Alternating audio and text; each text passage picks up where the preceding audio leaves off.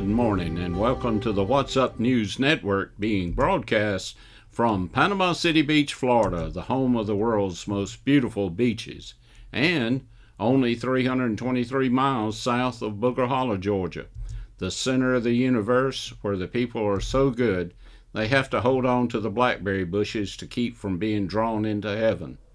I am Jim Free with Jim Free Realty. Please click on the subscribe button just below the picture. Well, what's going on with the condo market? Out of some 11,000 GovFront units, we only have 266 units on the market. This is very low inventory. We do not have any foreclosures or short sales, and will likely not have any for some time, since Florida is a judicial foreclosure state and it takes about 2 years to get one through the court system. The Fed has continued to raise the interest rates, so that has taken a lot of buyers out of the market. But because we're having a large number of folks from northern states move to Florida to take advantage of Florida's zero income tax and to escape the high taxes and high crime rate in the states that they are leaving, we currently have more buyers than we do sellers. That could change due to the Homeowners Association insurance cost skyrocketing, and in the aftermath of the collapse of the Champaign Towers in Miami, which requires now engineering studies of the complexes every 20 years if within 3 miles of the coast. Many HOAs will likely have to face a large special assessment because of these increased charges. This is a breakdown of the available GovFront units. There are 21 efficiency units available. The price range on those is $185,900 to a high of $349,900. There are 78 one-bedroom units on the market with a price range starting at $294,000 and going up to $549,000. There are 104 two-bedroom units priced in range from $399,000 up to $1 million. There are 58 three-bedroom units, price range $519,000 up to $1,499,000. There are 4 four-bedroom units ranging in price from $849,000 up to $1,649,000. And there is 1 5-room unit available for $2,950,000. Now for the Booger Hollow news. We're always proud of our Booger Hollow boys and girls when they make good. After 6 long years, James Bubba Smith graduates from Georgia Tech with a degree in textile engineering. He soon finds a CEO position in a textile plant in Lindale, Georgia, near his hometown of Booger Hollow. Bubba takes over at the struggling company and decides to get rid of all the slackers. Bubba knew many of the employees and wanted to make a good impression. On a tour of the plant, Bubba notices a guy leaning on a wall. He can't believe this guy would just stand around on the job. Bubba walks up to the guy leaning against the wall and asks, "What are you doing?" "I'm just waiting to get paid," responds the man. Furious, Bubba asks, "How much do you make a week?" A little surprised, the young fellow replies, "I make about $300 a week. Why?" Bubba quickly has the controller write a check, and Bubba hands the check to the guy made out to cash for $1,200 and says, "Here's 4 weeks' pay. Get out and don't come back." The man puts the check in his pocket and promptly walks out. Feeling good about himself, Bubba looks around the room and asks, "Does anyone want to tell me what just happened here?" From across the room comes a voice, "Yeah, You just tipped the pizza delivery guy $1,200. Well, I'm miss Booger Hollow, but I'm very blessed to live in Florida. I was in my late 50s when we purchased our first condo in Panama City Beach. When I awake in the morning, I can look out over the Gulf of Mexico, and in the evening, I can see the beautiful sunsets. When I first moved to Florida, I enjoyed the months when the winter guests would arrive because they were mostly 15 or 20 years older than I was, so it made me feel young. That feeling was short-lived when the spring breakers would arrive and they would just say, "Get out of the way, old man." Now, at 80, I am older than most of the winter guests. Last week, I walked out on the balcony to watch the sunset, and there was a strong odor of Bengay in the air, and I suddenly came to the realization that I live in a high-rise nursing home. Oh well, it's still nice. I checked the newspaper this morning and my name was not in the obituary column. Well, there you go. In the national news, 5 years ago I published the following letter. It was on February the 13th, 2018. And it was entitled, "Not the FBI I Love and Admire." Perhaps one of the greatest milestones in my 37-year law enforcement career came on December the 6th, 1973, when I graduated from the FBI National Academy in Quantico, Virginia, and received the J. Edgar Hoover Award for Scholastic Excellence.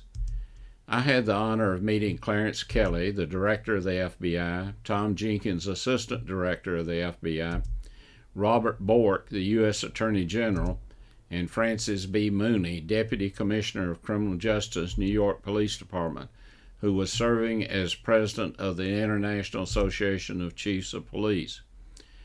Director Hoover died in May of 1972, and Director Kelly was appointed in July of 1973.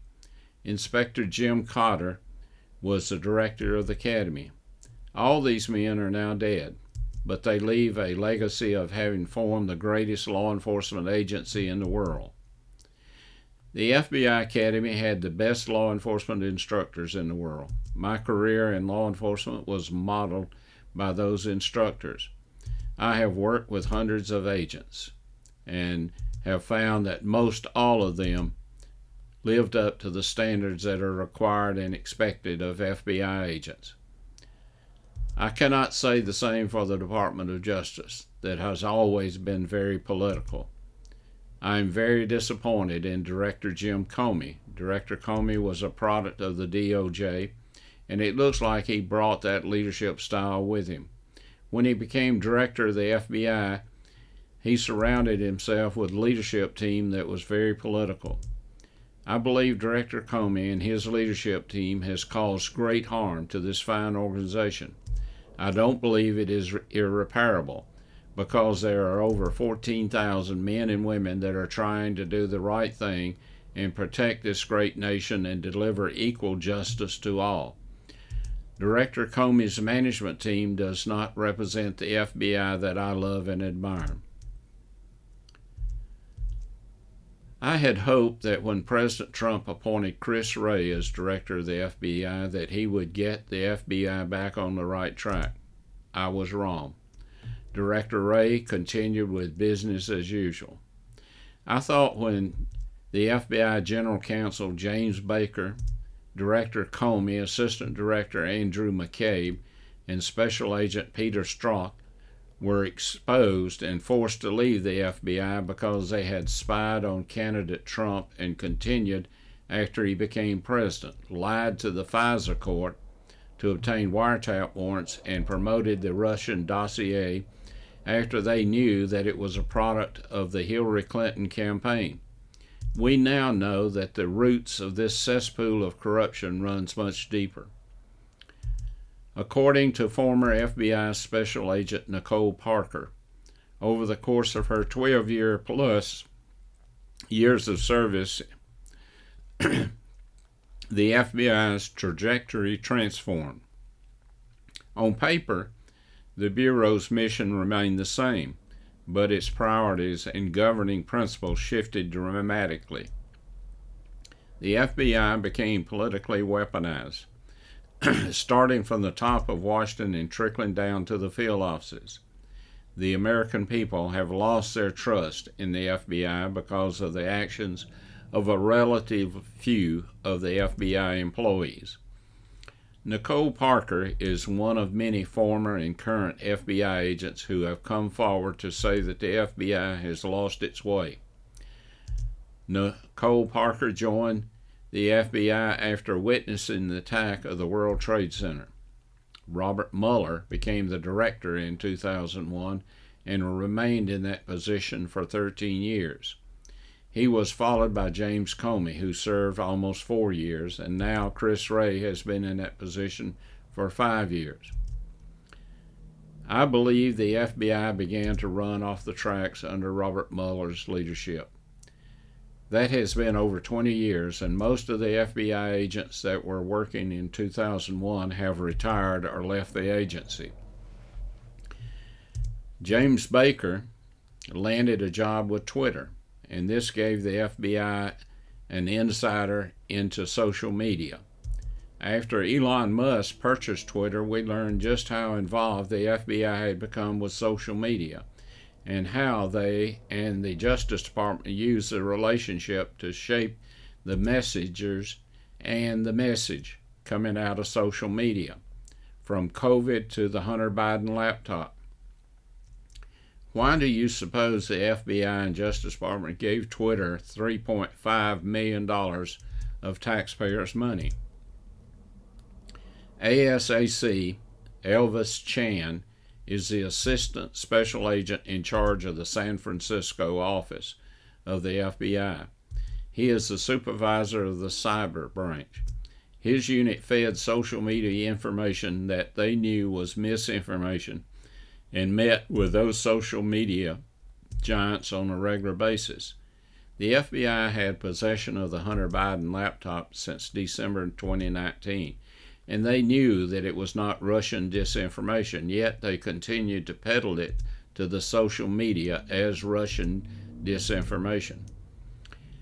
It is obvious now that we have corruption in our government. The FBI and the Justice Department had their hand on the scale for some time. Equal justice for all is an absolute necessary for a free country. We now have a president that appears to be compromised, so we cannot expect any help out of the president or the attorney general. I believe the FBI will have to cleanse itself in order for this to happen. There will have to be large numbers of present and former employees demand changes, and if Director Chris Wray doesn't have the courage to return the Bureau to its mission, he needs to step aside. I know a lot of you might be concerned about all the evil that seems to be going on around us, but fear not, because that battle has already been fought and won. For we wrestle not against flesh and blood, but against principalities, against powers, against the rulers of the darkness of this world, and against spiritual wickedness in high places. That quote comes from Ephesians 6:12. Until we meet again, may God bless you, your family, and this great country that we live in.